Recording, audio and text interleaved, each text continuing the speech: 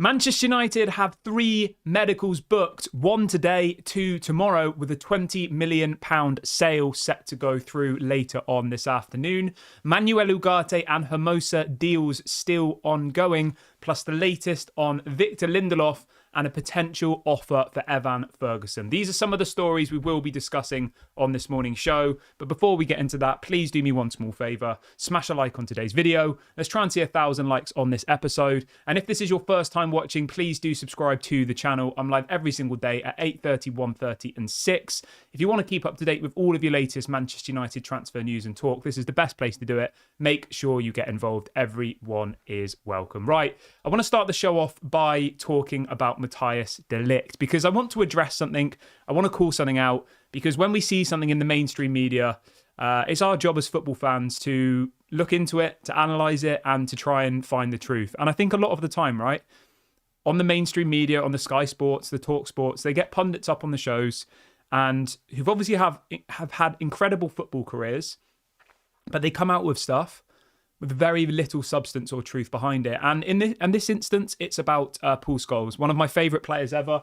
I've literally got his jersey up there signed. Absolute legend of Manchester United. But I was watching the overlap yesterday, where they do their fan debate. I can't remember what it's called, but it was on the overlap anyway, with Paul Scholes and Jamie Carragher. One of my favourite YouTube channels. I think the overlap's absolutely amazing. But there were some comments yesterday that Paul Scholes said, and he effectively was saying that he didn't think that Matthijs de Ligt was good enough. He was saying that Eric Dyer's ahead of him, etc., etc. And I wanted to do a bit more of a dig into this, because he was effectively saying that Juventus sold him because he was a flop, and then he was saying that Bayern Munich are selling him because Eric Dyer is ahead of him. And I wanted to really, really focus in on this, because I've heard other people say that as well. I've heard Man United fans say that. I've heard rival fans say that. And I wanted to find out for myself, because a lot of people watch things like The Overlap and listen to Paul Scholes, and they'll take every single word he says as truth, won't they? Because some people don't care to find out more than that. Do you know what I mean? And I think it is quite a dangerous thing where, you listen to mainstream media and people will listen to Paul Scholes. They love Paul Scholes and they'll take every word he says as complete truth. But anyway, so I've done a little bit of digging. And so let me just break it down for you. So last season, Eric Dyer played 18 times for Bayern Munich, started a match. And in those 18 games, Matthijs de Ligt played 14 of them. So 18 appearances for Dyer, all of last season, and Matthijs de Ligt was present for 14 of them. So they played as a centre-back partnership for 14 out of 18 games. Okay, so pretty much for all of the games that Eric Dyer played. So this narrative that Dyer's playing ahead of de Ligt is completely false, because there was only 4 games last season across a whole season where Dyer played and de Ligt didn't. And the narrative that Juventus sold him because he wasn't good enough is also false. I've done some digging into that, because apparently the season where Juventus sold him, they were in loads and loads of debt from COVID and they had to sell a big name player, and they saw de Ligt as one of their most valuable people, and they got, I think, 60, 70 million euros for him. And then to go on to say, he also says that he's not even good enough for Bayern Munich. He's not good enough to play in the Bundesliga. How is he going to play for Manchester United? If you actually look at it, in 2023, so the season just gone, he was one of their players of the season. And then the season before that, he was in the Bundesliga Team of the Year. And then when you add to that, the Bayern Munich fans have made a petition, the actual fans of Bayern Munich, so this isn't just like a made-up thing. I'm going to get the stats up for you now. The Bayern Munich fans have made a petition saying that they want to keep Matthijs de Ligt, right? This petition has got nearly 75,000 signatures from Bayern Munich fans. So this whole narrative that he's not good enough for Bayern Munich, they want rid of him, Eric Dyer benched him, is completely false. I've just broken down the facts that I've gone away and researched, and I think it is very dangerous. As I said, I love Paul Scholes. He's absolutely quality. I'm not that convinced of him as a pundit, to be honest, because I think a lot of the time they're asked for their opinions, and their opinions aren't really actually backed with any evidence. And when you actually go and find the evidence, which I've done this morning, because I thought it was important, I've seen loads of people on Twitter already trolling us saying, oh, your legend Paul Scholes is already calling him a flop, ha ha. People are already doing that, the rival fans. So yeah, it's not very accurate at all. And then if you look at the whole season as a whole, right, de Ligt was available for 23 of the 28 games that Eric Dyer started across the whole season. There was only 5 games where De Ligt was missing and Eric Dyer played in his place. So it's completely false. It's completely inaccurate. And if you want to add even more fuel to the fire, right? Since 2021, De Ligt has only missed 27 games through injury. In that period, Victor Lindelof has missed 31 and Martinez has missed 67. If I was to come on the show this morning, right, and start off saying Martinez is injury prone, get him out of the club, blah, blah, blah, people would probably be coming at me, wouldn't they? Martinez has missed 3 times the amount of games in the same period as what De Ligt has. But yet De Ligt's being branded by the mainstream media as injury prone, as not good enough for Manchester United, as all of this stuff, right? And it's completely inaccurate. Is Victor Lindelof injury prone? I've never heard Victor Lindelof be called injury prone ever. And over the last 4 years, Victor Lindelof has missed 4 more matches than what De Ligt has. And Harry Maguire has missed the same amount as De Ligt. Have you ever heard anybody call Harry Maguire injury prone? I've not. Never. Have you ever heard anybody called Martinez injury prone? I mentioned it on the show last year, right? I said, when do we start having conversations about Martinez potentially being injury prone? And people were like, literally like, you don't know what you're talking about. How could you say that about Martinez? He's missed 67 games. And De Ligt has only missed 27. So the point I'm trying to make here is this should be a time of positivity. This should be a time of excitement and joy. And the mainstream media already have this narrative that we've bought a reject from Bayern Munich that nobody wanted. He was a reject at Juventus. But when you actually look at the facts and look at why he's moved from certain clubs, he left Juventus because they needed to sell and he was the most valuable player they had. And he's leaving Bayern Munich. He's leaving Bayern Munich because effectively they've brought in a new manager, a new director of football, and they want to go in a different direction. That doesn't mean he's a bad player. He was the Players' Player of the Season in 2023. He was in the Bundesliga Team of the Season in 2023. And as I said, nearly 75,000 Bayern Munich fans have signed a petition for him not to be sold. So this whole narrative, I think, is just a bit lazy. And I wanted to call it out this morning because, you know, if we don't do it on channels like this, people are just going to take the mainstream media's words as facts because a lot of people don't care enough to do what I've done this morning and research it, which is fine. Like, I'm not saying that you should do that.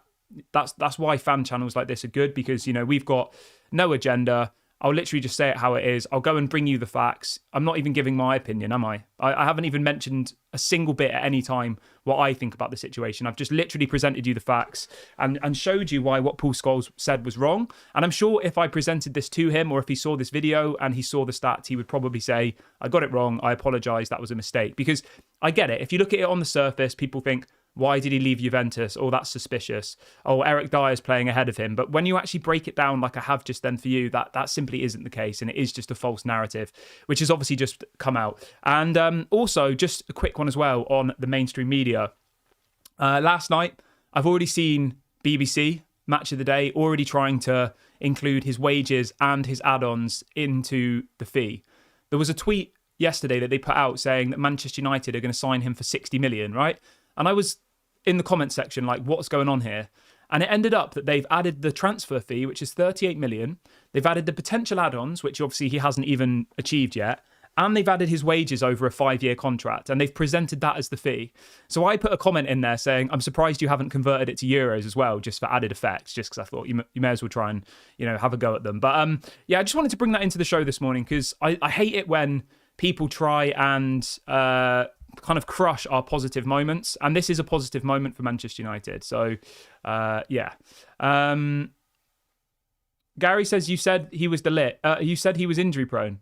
I asked the question. I didn't say whether he was injury prone or not. I said, is he injury prone? And then I went away and I did the research and I told you that if you added all of his games over the last 6 years and you divided it by, if you divided all of the games that he missed over the last 6 years, it only averaged being about 4 games a season. And that's when I presented that argument to you. 4 games a season over 6 years. Like, that's not bad at all. But yeah, let me know what you think about all that. Obviously, the point I'm trying to make here is you've got to be very, very careful. I'm not saying that everything I say is truth. Obviously, I'll get things wrong as well. But I think it's important to, you know, to go and research stuff for yourself. Because, I mean, that video on the overlap, they've got over 1 million followers on YouTube. right? And just to be very clear, I rate the overlap. I really like it. I like the theme of it. I like the presenters. I like all of it. That video on the overlap has got 785,000 views in 3 days. Now, imagine if you're a Manchester United fan, you're going to take every single... Well, maybe not, but some Man United fans will take everything Paul Scholes says as truth. Imagine if you're a rival fan. Why would a rival fan go and check what Paul Scholes is saying is right? They will literally just watch it and say, a legend of Manchester United is effectively calling Ligt a flop and saying that he's injured and that Dyer is better. That's how people will take it. So I thought it was important to address that. Maybe you don't care, but at the end of the day, I think it is important to call these things out. So, yes. Somebody in the chat spamming saying, can you talk about Kadioglu? It looks like Kadioglu's going to Brighton, mate. So for all of you who want Kadioglu, it's not looking particularly good, unfortunately. Brighton have already put in a bid for Kadioglu. So, yeah. For those of you who wanted Kadioglu, which was me included, unless Manchester United go and hijack the deal, which is possible, he's going to go there. They've offered a hell of a lot of money as well. They've offered £30 million, Brighton, for Kadioglu. And it looks like he is now going to sign for Brighton. So that is disappointing, but I'm happy with... I'm happy with, what's he called? With Mazraoui, I am. So let me just read out the bit on Kadioglu. So this is coming from Florian Plettenberg. He is reporting that I have been told that Brighton are now really pushing to sign Ferdy Kadioglu. He says it's a hot topic as the manager really wants him. 24 left back is top target for Brighton and wants the move. Negotiations are now ongoing. He says the current price valuation is around 35 million euros. So yeah, he's going to go for 35 million. I think Manchester United do still want Kadioglu. It's just whether we can effectively hijack the deal at this point. And I don't think we'll be able to be honest, you know? So it looks like he's going to go to Brighton. They're getting themselves a really good player there. Fair play to them. Brighton are a top club, very well run. And I think Kadioglu will go really, really well there. Although I actually think, to be honest with you, right, Mazraoui for £13 million, 1-3, is completely different to way better value than Kadioglu for 30 million. I honestly do. But yeah. Welcome to Pascal, who's just joined the Daily Red Devil Members Club. Thank you very much for your support, my friend. I hope you are doing well. Alan says, Scholes is entitled to his opinion, just like the rest of us. Alan, I've never shot down people's opinions on this channel. I assume you're probably new here, because that's not what happens on this channel. There's a difference between having an opinion and saying that something that's completely incorrect. Saying that Eric Dyer starts every week ahead of Ligt and saying that Juventus sold him because he wasn't good enough and saying all of these things which are factually incorrect, that's not an opinion. An opinion is me being like, oh, I think Garnacho should start on the right against Fulham. That's an opinion. Or an opinion would be, I think Rashford should start as a striker. Or I think Ligt should play as a CDM. Like, that's an opinion. And there's no right or wrong answer. That's personal preference. But to present something in a way that's like that Paul Scholes did, saying that he left Juventus because he wasn't good enough. He's on the bench because Eric Dyer is better than him, although Eric Dyer has played most of his games alongside Ligt. And do you know what I mean? That's what I was calling out. I'm not calling out someone for having an opinion. That's not what I do on this channel. So, yeah, I hope that clears that up for you. If you do your homework, then... and you do your research and then you present an opinion based on that, then that's obviously fine, isn't it? But like if Paul Scholes had said he left Juventus because they needed money, why did they not sell somebody else? You know, they had this player at that time. Why did they sell Ligt? That could have been an opinion. If he'd have said 4 games last season, Ligt didn't play and Eric Dyer did, why did that happen? You know, like then that's an opinion. Just flat out saying that he's not good enough effectively. That's what I was calling out, right? So, yeah. Ferdy Kadioglu, for all of you who want him, unfortunately, he's not coming. We've got over 1,400 people watching the show live now, which is absolutely amazing. If everyone could do me a small favour and smash a like on today's video, that would be really, really appreciated. And everyone who's new today, please go and subscribe. We're on the road to 40,000 subscribers. When we hit 40k, I'm going to be giving out 2 brand new Manchester United shirts. We'll do a competition everybody who's a follower on the channel will be included in that competition for 2 Manchester United shirts. So make sure you go and subscribe if you haven't already. And after this video ends in about 20-30 minutes, if people want to continue the conversation with me, the best place to do it is over on Twitter. I've just made a Twitter, so if you want to have some back and forth, if you want to disagree with things I've said, if you want to ask me some questions, I've just dropped a link into the chat to go and follow us on Twitter. So make sure you go and do that. But yeah, so Ferdy Kadioglu doesn't look like it's going to happen. He looks like he will be going to Brighton. There is the potential that Manchester United try and hijack the deal, but I think at this point, it's probably not going to happen, to be honest, because obviously we're going for Mazraoui, we're going for Ligt, we're going for Manuel Ugarte, we're going for Hermoso. I've heard some stories saying that we're going to go for a striker as well. Like, I just think that now that we have Mazraoui, who can play at left back and right back, I don't think we really need Ferdy Kadioglu, to be honest. Like, I would like him. He would be a welcome signing. But for £30 million, I'm not sure if it's essential, because you've got Harry Amas, who can play left back. Luke Shaw hopefully will be back soon. Malacia is going to be back in October. Dalot can play at left back. And now Mazraoui can play at left back. So you've got 5 players there who can play at left back. And if push comes to shove, you could also have Martinez at left back because he's left-footed. So you've effectively got 6 options at left back now. So if you brought in Ferdy Kadioglu, as good as he is, and as much as I would like him, I just don't think it's essential now, to be honest. I think we need more midfielders. I think we probably need another striker. You know, if we're going to be picky, if Jadon Sancho goes, what happens then? Like, there's all these things that we need to consider. And I don't personally think that Manchester United will want to spend 30 million on Ferdy Kadioglu. I might be wrong. Maybe it does happen. Like, this is just an opinion. Obviously, I don't know what Ineos are discussing at the moment. He is someone we've been linked to. He is a player that's appreciated by Manchester United, but whether or not we'll be able to beat Brighton to that deal at this moment in time, that's the question that effectively none of us know the answer to at this point. So, yeah, we'll wait and see what happens with that one. But I would like Ferdy Kadioglu, just to be clear. I just don't think it's probably that realistic. But you can let me know your thoughts. Like, do you want Ferdy Kadioglu at Manchester United? Okay, let's move on from that, though, and let's go on to Manuel Ugarte then, shall we? Because the story on Ugarte just seems to keep rumbling on and on and on. And I still think we're going to get Manuel Ugarte. There's still a lot of stories coming out in the last couple of minutes, even saying that we're going to go for him. So this is coming from Fabrizio Romano this morning. He is reporting that Manuel Ugarte is considered the perfect midfield signing, but the main issue is his price. He says there are 2 important options for United to sign him.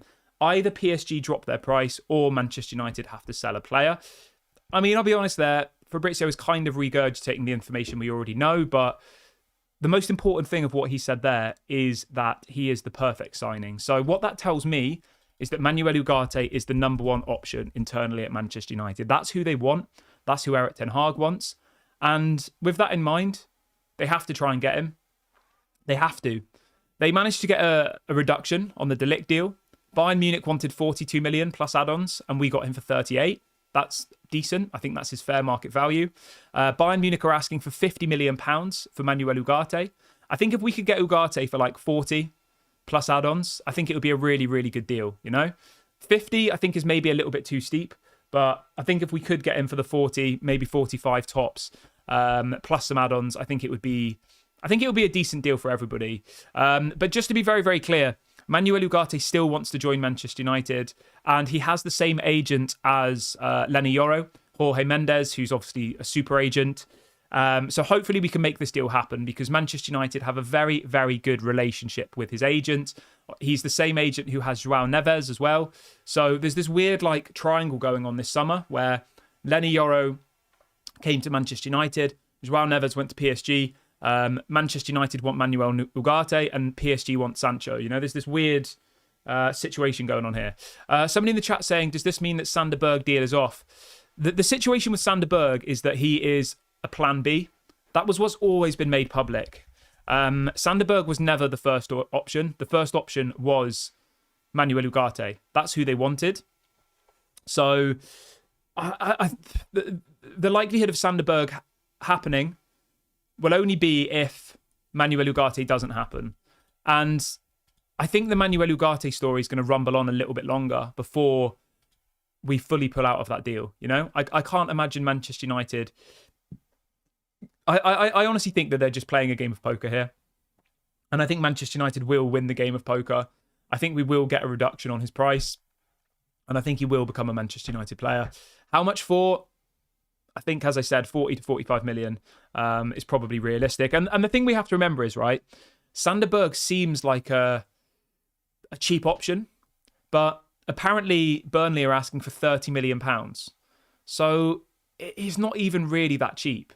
Like, if you could get Manuel Ugarte for 40 million, say, around that price, he probably is a better option than Sander Berg for 30 million, I think.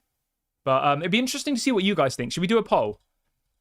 Let's do a poll. So we're going to do this. What would you rather? And we'll do their asking prices, because otherwise it's just me making it up, isn't it? So we're going to do Manuel Ugarte for 50 million. That's the PSG asking price. Or Sander Berg for 30 million. There you go. So anybody watching back on repeat, obviously you're welcome to get involved in the comment section. You have two options. And people are going to be like, oh, I want to pick somebody else. But the point of the poll is these are the two players we're going for.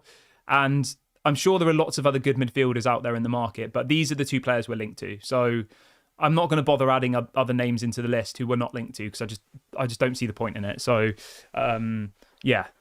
Get involved in the poll, have your say, get your comments in, let me know your thoughts. Who would you rather go for, Sander Berg or Manuel Ugarte? Just to be clear, right, those are the asking prices. It's all good and well me saying, oh, this person said he's going to be 20 million, this person said he's going to be 28 million. Like, that's all speculative. These are the prices that's been widely reported. These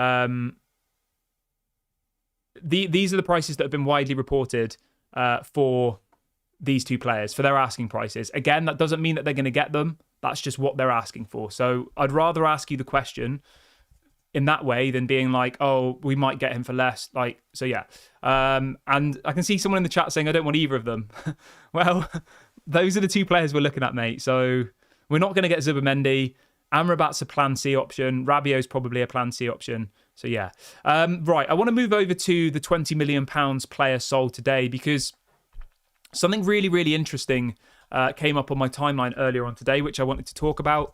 And apparently the Aaron Wan-Bissaka deal is actually worth 20 million. That's been reported this morning. Apparently it's £15 million plus £5 million in add-ons. So 20 million total package. And I like to do research into all the finances and stuff. And apparently, and this is going to blow some people's minds this morning. Apparently, on Manchester United's books, Aaron Wan-Bissaka will go down as a £12 million profit. And you're probably all sat there thinking, what the hell is this guy talking about? We paid £50 million for him. How is that possible? Well, what Manchester United did was, you can spread transfer fees over a certain amount of years. So with Wan-Bissaka, it was spread over a 5-year period. And that was the first 5 years of his contract. Okay? So we've actually paid off Wan-Bissaka in full now. And you have to look at it in accounting periods. It's done like yearly. Does that make sense? So we paid 10 million the first year, 10 million the next year, etc., etc. So now we will actually make £12 million profit on Wan-Bissaka. And that probably sounds really, really strange, doesn't it? Because effectively what I'm saying is we've paid off his transfer fee. Apparently we have to pay him £8 million to leave, which will leave Manchester United with £12 million for this calendar year, which is great. Profit, that is.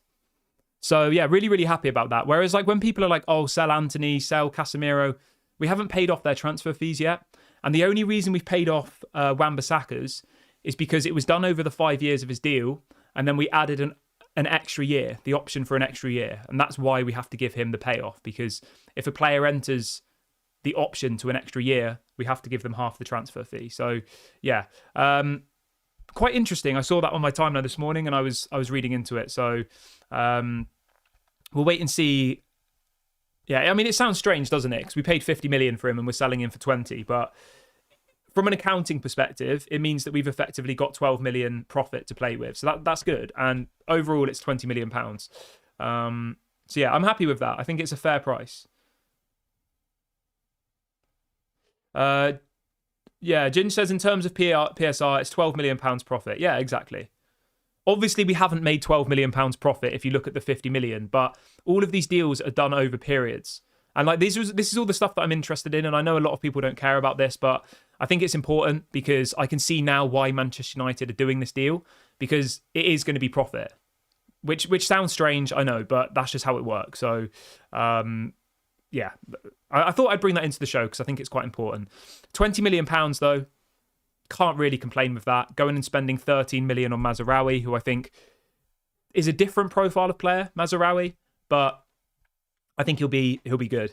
And just to give you the full update as well, Wan-Bissaka is in London today. He will be doing his medical. We're expecting an official announcement later on today from the club. Wan-Bissaka in London right now, and yeah, will be doing his medical. So that's really, really positive. I wish Wan-Bissaka all the best. He was hardworking.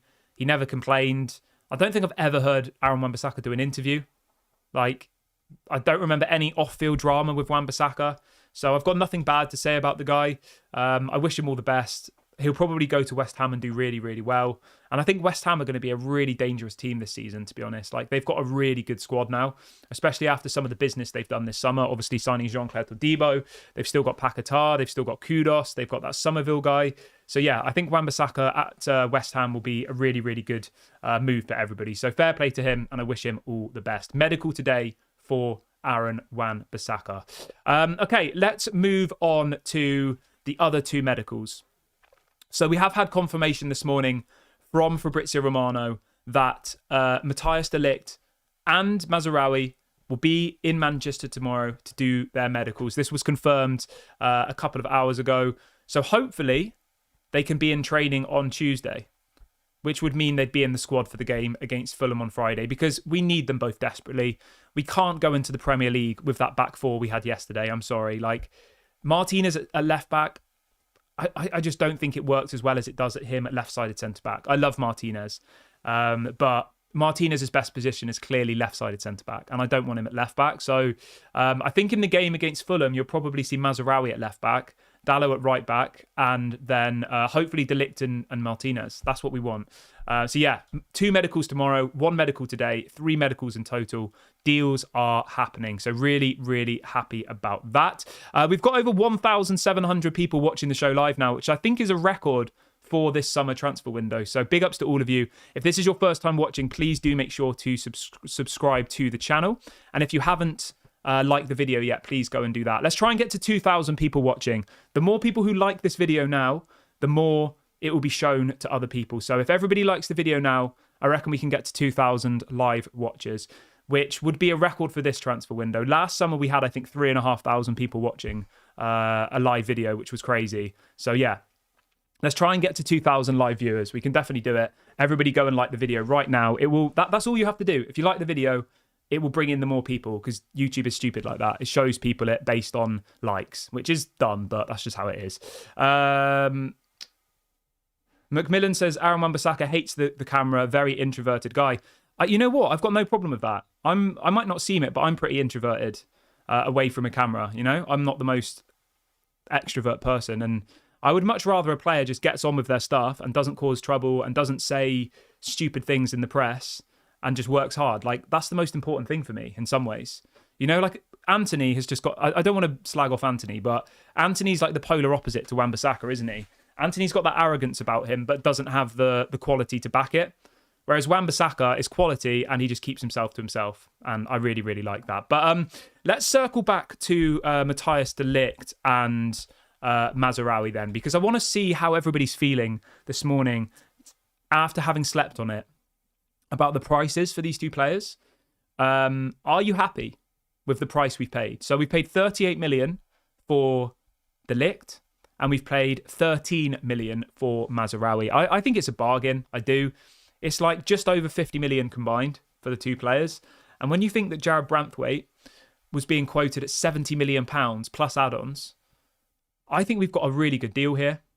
And as I said at the beginning of the show, there's going to be this narrative from the mainstream media who haven't done their research properly that de Ligt is injury prone. He was rejected by Juventus. He was rejected by Bayern Munich. But we know that's not the case. We've discussed that. I'm not going to go over it again, but we know that that's not the case. We know that Erik ten Hag wants him. And if you go back 2 years, Erik ten Hag tried to sign Matthijs de Ligt when he first came to Manchester United, but Matthijs de Ligt ended up going to Juventus. So we've had a very long-standing interest in this player, and I think that Manchester United have finally got their man, which is really, really good. So I'm happy about that. I think it's a great deal, and I think he's going to be quality this season. I think him and Martinez will be quality. I think Martinez will be quality, and I'll say this as well. I'm just really impressed with Manchester United's ability to not fall under pressure and not panic and get these deals over the line for a fair price, because it is a fair price. You know, we have got a discount on what they wanted and what they asked for. 42 million they wanted, we paid 38. They wanted 20 million for Mazraoui and we got him for 18. You know, that's what. So we saved 7 million on Mazraoui and 4 million on De Ligt. That's 11 million there. That could be another player. You know, if we're spreading deals over a 4 or 5 year period, 11 million pounds could easily be another player for Manchester United this summer. It might be that we go and, I don't know. It might be we go and get Hermoso. It might be that we go and get somebody else. So yeah, I'm really happy about that. Melcher says Branthwaite is average in possession. De Ligt is excellent. Yeah, De Ligt is quality in possession. Really, really good. But let's keep on the topic of centre-backs and let's talk about Hermoso, because there are more and more stories this morning saying that Manchester United are going to win the race to sign Hermoso. I'm excited about this guy. I think he looks quality. I've been doing a lot more research on him since, you know, we got linked to him. I've been watching the games back on repeat. I've been doing all of these things, and I think he'd be a really welcomed addition to our squad.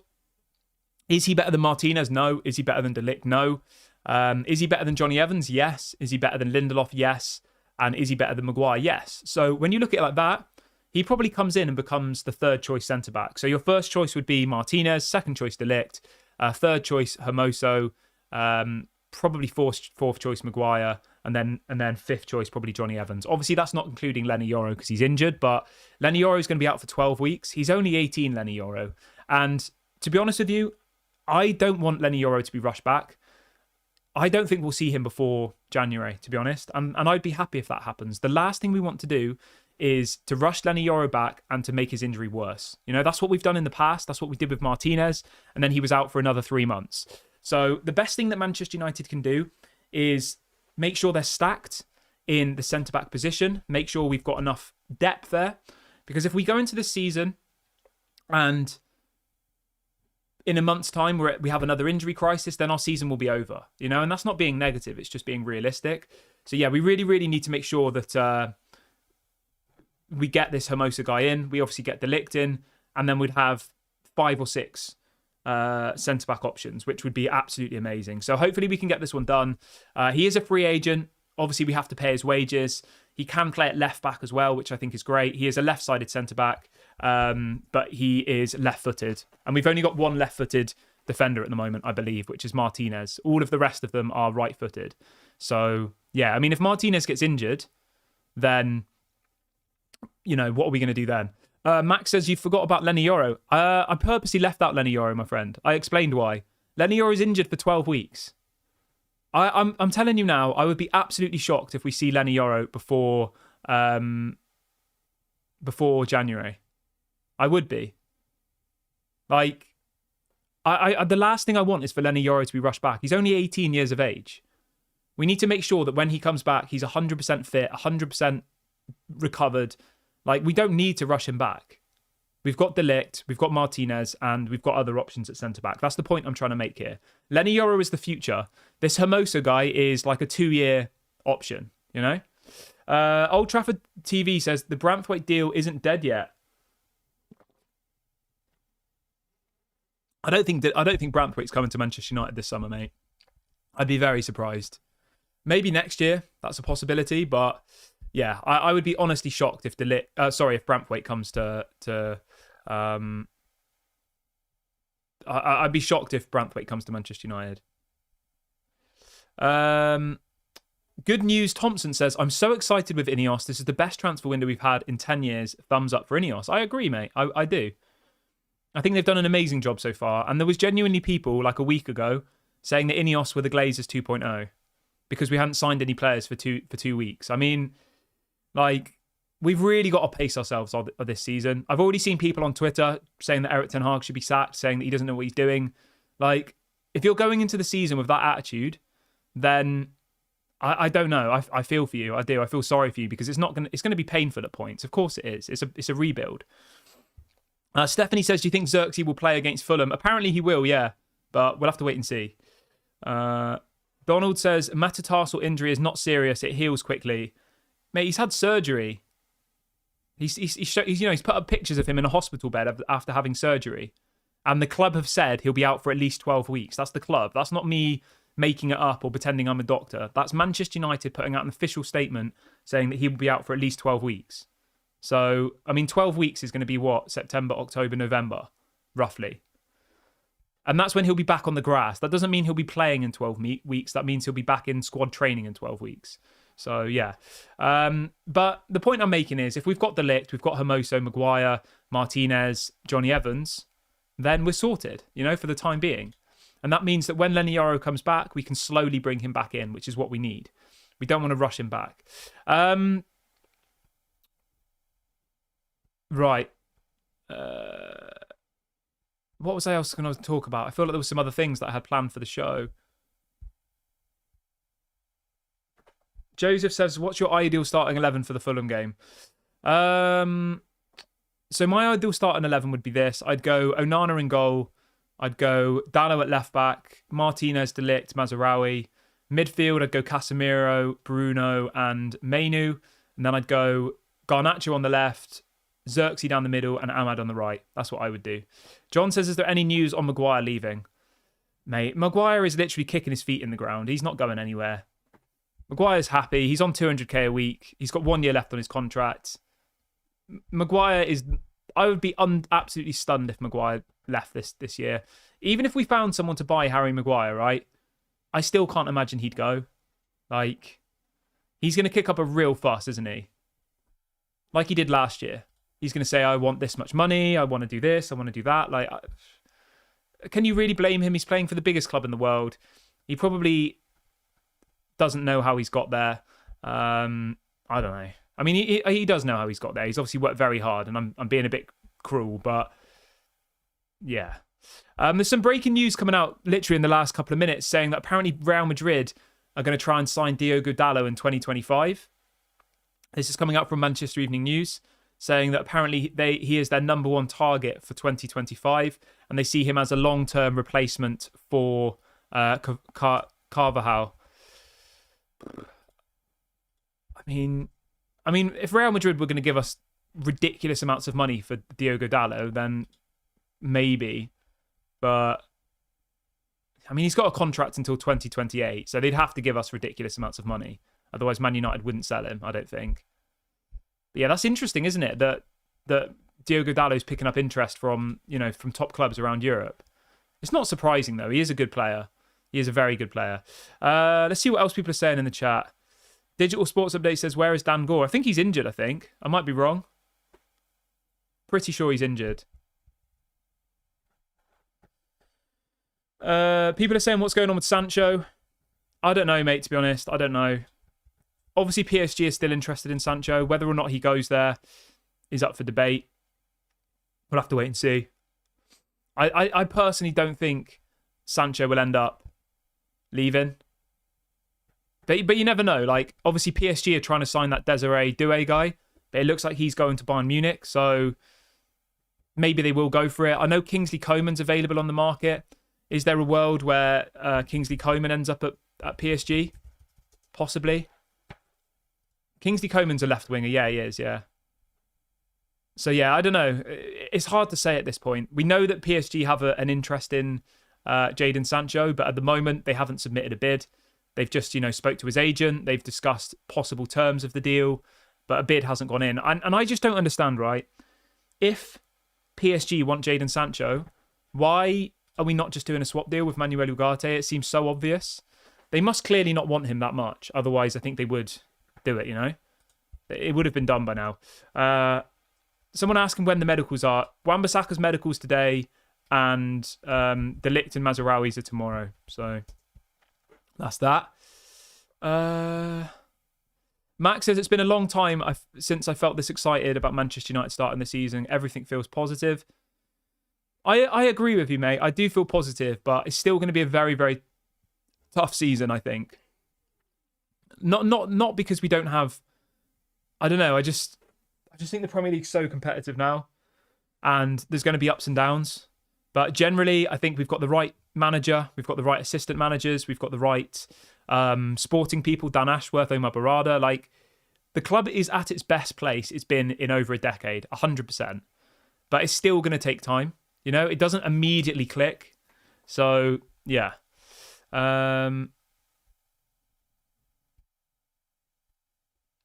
What else have we got in the chat? Yeah, somebody saying that Dan Gore's got a shoulder injury. Yeah, I knew he had something wrong with him, but I wasn't sure what it was.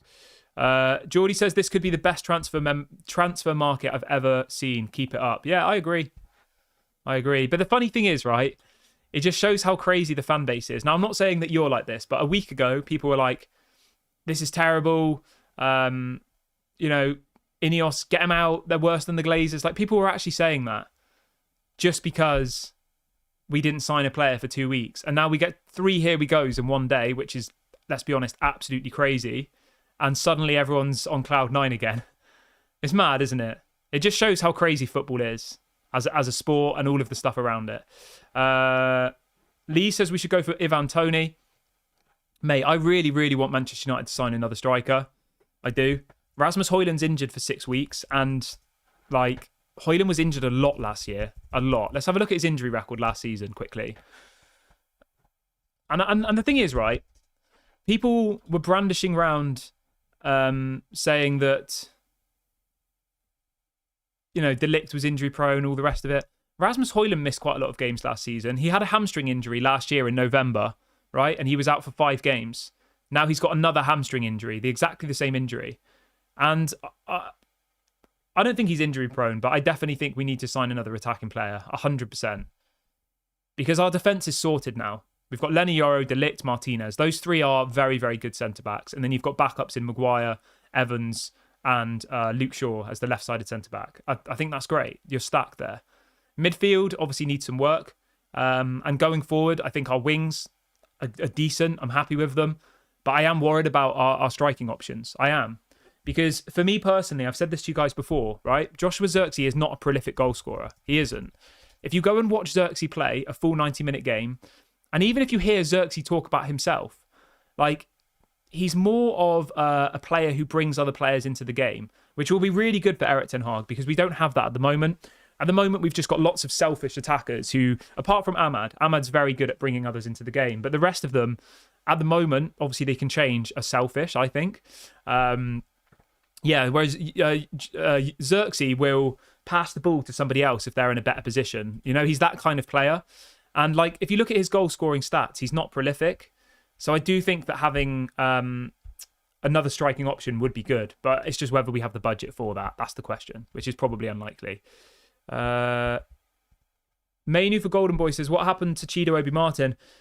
He hasn't been announced yet, apparently. He hasn't been announced. I think there's some sort of situation where we've got to pay Arsenal some money. It hasn't been like fully confirmed that he signed. He has done his medical and stuff, so he will become a Manchester United player. And to be fair, actually, apparently Ethan Wheatley has been promoted to the first team as well. I read that yesterday. So, yeah, I don't know whether Ethan Wheatley's good enough to contribute at this point, but let's hope that he does. We've got over 1,700 people watching now, guys, which is amazing. Thank you to everyone who is watching the show right now. We've set a likes target of 1,000 for today's video, so if you have just joined, make sure you smash a like and also subscribe. I've just dropped a link into the chat to do that. We're now only 2 subscribers away from 36,200, so please go and subscribe. We're on the road to 40k. When we hit 40k, I'm going to do another giveaway for 2 Manchester United shirts. So make sure you go and get involved right there. Let's have a look. I'll have a look at some of your comments quickly as well. Let's see what people are saying. What's going on here? Go away. Oh, my computer is being naughty. What's we got? Yeah, so the Chido Obi Martin thing, apparently Manchester United need to agree some sort of compensation with Arsenal. I don't know how much it will be. I don't know the facts of the details. Until we get that, obviously I'll let you know as soon as we do. Digital Sports Update says Xerxes is more or less a number 10, not a number 9. Yeah. You're right, mate. He is. And he even says that himself. He even says that he's a 9.5, whatever that means. Like, he's a hybrid number 9/number 10. So, yeah, I do think we are going to maybe need to find goals from somewhere else. We have got plenty of good attacking players. Jarvis says, Kieran, check out the latest Swedish Rumble tweet. We have 250 million to spend this and next season. Let me have a quick little look. I do follow that account. It is decent. Let's have a look. Swedish Rumble. Okay.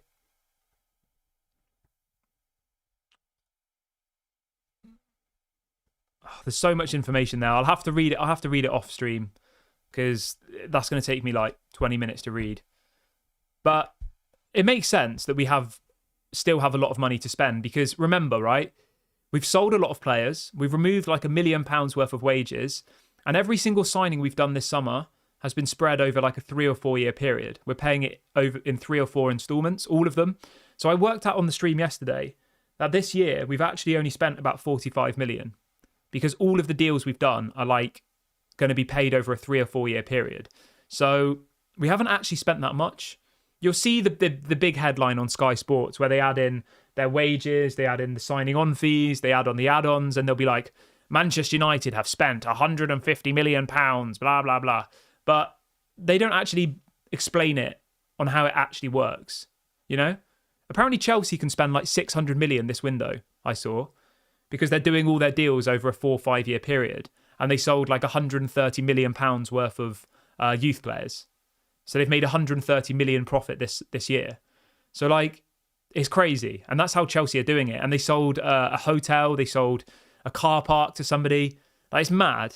It's absolutely mad. People complain about Man City, right? Rightly so. But I think Chelsea's worse. Definitely. But to be fair, they're not breaking the rules. They're doing it all within the rules. So you can't really complain. Because apparently what Chelsea did, and this is mad that this is allowed. So Chelsea owned 2 hotels and I think it was a car park.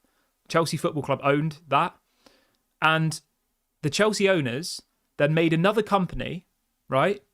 The same people who own Chelsea created a brand new company and then bought the hotels and the car parks off Chelsea, which they also own, for like 300 million. It's crazy. It's crazy that it's allowed. And people say like, oh, Man City cheat and stuff. Like, Chelsea aren't cheating because it's the rules, but effectively the rules are done. Like, it's mad. 600 million they can spend this summer. I reckon they're going to get Osimhen, to be honest. I do. I reckon Chelsea will end up with Osimhen, which is crazy. Let's see what else people are saying in the chat today. Yeah, I'll have a read of that Jarvis after the stream. I've read quite a lot of their things, and I like what they put out, so I will read that and I'll react to it on another video. I don't think I'll be able to read it all on this stream, otherwise it would... Yeah, I'd probably be reading it for like 10 minutes. What else have we got? Fred says, who do you think shined in yesterday's game? That's a good question. I can ask everybody that in the chat.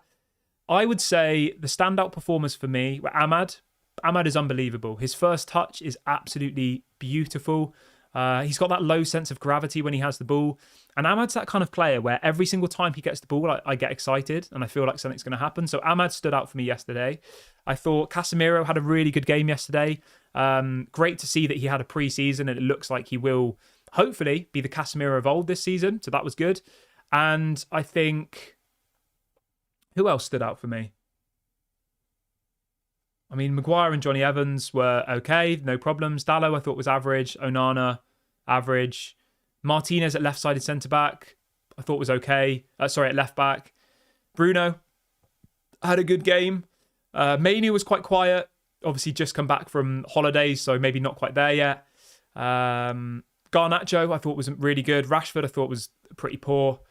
And Mason Mount, I thought was okay. So the standout people yesterday for me were Garnacho, Ahmad, Casemiro, and I think the defence did okay, considering it was Johnny Evans, Maguire up against Haaland. I thought they kept him pretty quiet, so they deserve an honourable mention. But yeah, I was overall pretty pleased with what we saw yesterday.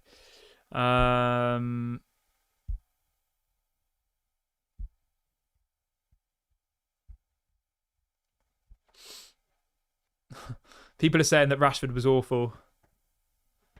The thing is, right, we can slag Rashford off, but like, where's that going to get us? He's clearly not going anywhere. He's clearly staying. So let's get behind our players. It's a new season. Let's back Marcus Rashford. Let's hope that he gets 30 goals this season. Like, you know, let's back our players. Why not? Rashford needs our support. He clearly is affected by it. He clearly is affected by outside comments and stuff, which is, you know, but everyone's human. And if it affects Marcus Rashford, we should hear that and we should support him. Nobody wants to buy him. So we have to make it work, really. What else have we got in the chat?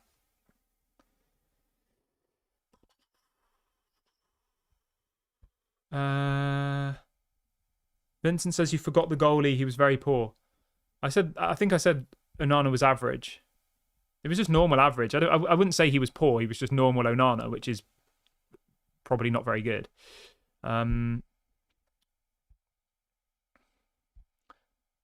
Right. I think I'm just going to check if there's any other news that's broken since we've gone live before I end the video. Give me 1 second. Let me see if there's anything else to bring you before we leave. I think we probably have covered everything. I think a lot of business is going to happen in the last weeks of the window. I'll say that before we end the show. I think there's still a lot of business left to be done. I think there will be some shock deals. I would not be surprised if PSG come in for Sancho. It looks like they're going to miss out on Desiree Doué, so they will need a left winger. So yeah, lots and lots of business I think still will happen. In relation to Manchester United, I'm going to give you my prediction on who we'll end up with. So Matthijs de Ligt and Mazraoui will sign. I think we will end up with Manuel Ugarte, and I think we're going to end up with one more player. Probably Hermoso as a centre-back option. But if Jadon Sancho goes, we will sign another attacking option, I think. And I personally think that if Jadon Sancho goes, we'll sign another striker, I think. I think that's probably going to happen because we don't need any more wingers. We've got plenty of wingers. We've got Garnacho, we've got Rashford, Ahmad. You've still got Pellistri, you've got Anthony. Obviously, Bruno's played on the wing before. Mason Mount's played on the wing. Like, we've got 7 or 8 players who can play on the right and left wing, don't we? So we don't really need... we don't really need any more wingers. So, yeah. But I'm going to wrap the video up here. Let me know in the comment section who you think Manchester United will end up signing. I'd be interested to see your thoughts. I'll be back later on today with another live video. So make sure you subscribe before you go. Hit the notification bell. And make sure you like the video as well. It really helps the channel. So if you have enjoyed today's video, as you leave, hit the like button, subscribe, and go and follow us on Twitter. If you want to disagree with anything I've said on the show today, the best place to have conversation with me is on Twitter. I'm just going to spam the link in the chat now. Melchert says, you were completely right about Rashford, but why say Onana played his normal, not very good game? Isn't it the same context? I actually think it's completely different, to be honest, because Marcus Rashford has clearly come out and said that the public criticism affects him. It messes with his mental health. Like, Marcus Rashford has cried for help, and people are like, I don't care. He's on 350 grand a week. Tell him to shut up and get on with it. Whereas Onana comes out and he's like, I'm the best goalkeeper in the world. I didn't get to a Champions League final for nothing. I am amazing. Blah, blah, blah. I will prove everybody wrong. So Onana clearly thinks very highly of himself, doesn't he? Clearly, which is fine. They're clearly two different people. Onana's very extrovert, very confident in himself. Did you not see what he was doing yesterday? He was doing the Macarena before people's penalties. He was literally there like this. Like, he's clearly a very confident person. Whereas Marcus Rashford isn't. You can just see that from his presence. Marcus Rashford needs us to support him and get behind him, and not people calling him Trashford and all of this other toxic stuff. Whereas Onana literally doesn't care, I don't think. There was people being racist to him like years and years ago, and he said that he said that the racism fuels him, and that, you know, nothing that people say can affect him and stuff. You know, it's like two completely different situations. I get what your point is, but the point I'm making is every human is different. Marcus Rashford has cried out for help, and it's a new season. We need to get behind him. I'm not saying that you shouldn't get behind Onana. You should as well. But somebody asked me whether I thought Onana played well yesterday, and I said he played average, which is normal for Onana. Whereas Marcus Rashford has been world class at points, and he is at the moment average. So that's my take on it. Yeah.